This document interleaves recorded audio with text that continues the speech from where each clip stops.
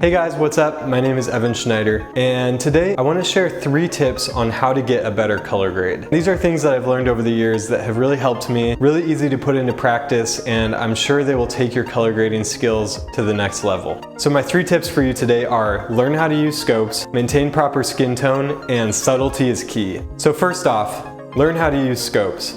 Now, scopes can be a really intimidating thing at first because it's just another thing you have to worry about. But learning how to use scopes can be a really powerful tool for you to take your color grading to the next level. So here's how you open scopes in Premiere, and here's how you open scopes in DaVinci Resolve. Now, I want to focus mainly on the parade scope, and the parade scope graphs your red, green, and blue values from a scale of darkest to lightest. So anything below the bottom line will be crushed, and anything above the top line will be blown out. So what you can do is bring your highlights down so that they're just touching the top line.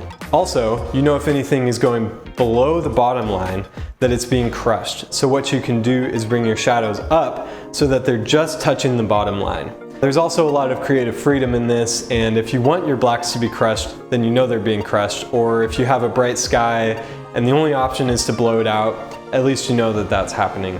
Another way to use the parade scopes is to figure out your white balance. So as you can see, the wall behind me should be pure white. Let's say you shot your footage at the wrong white balance, or there's some weird color cast coming into your footage and you need to fix it.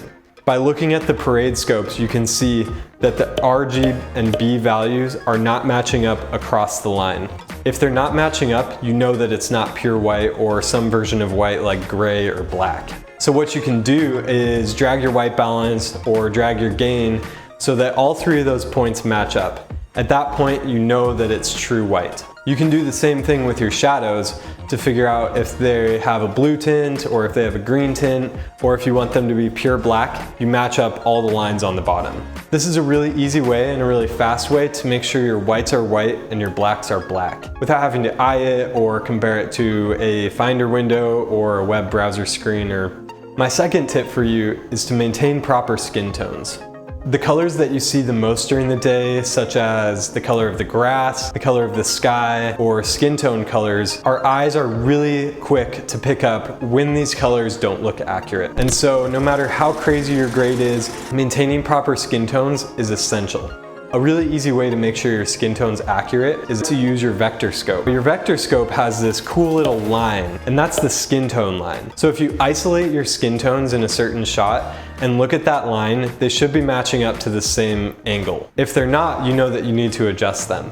Another really easy way to adjust skin tones, and this is my favorite way, is in DaVinci Resolve using the hue versus hue and hue versus stat curves. What you can do is use the eyedropper to select a portion of the skin tones and then shift the line up or down depending on if the skin needs to be more magenta or more green or less saturated or whatever it is. This way you can isolate the skin tones without messing with the rest of what the image looks like. My third tip for you guys is that subtlety is key. As a colorist, it's hard to admit, I'm doing my best job when nobody is noticing it. If the skin tones look off, if the highlights are blown out, if anything looks weird, people will notice that. The best color grades are subtle. It can be really easy to look at all the tools that are at your fingertips and to want to use all of those features.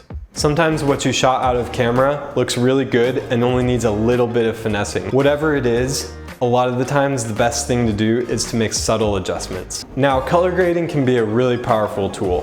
We can make people feel a certain way, we can sell a product, we can portray a certain mood, and all of these things can be enhanced using the 3 tips I just gave you.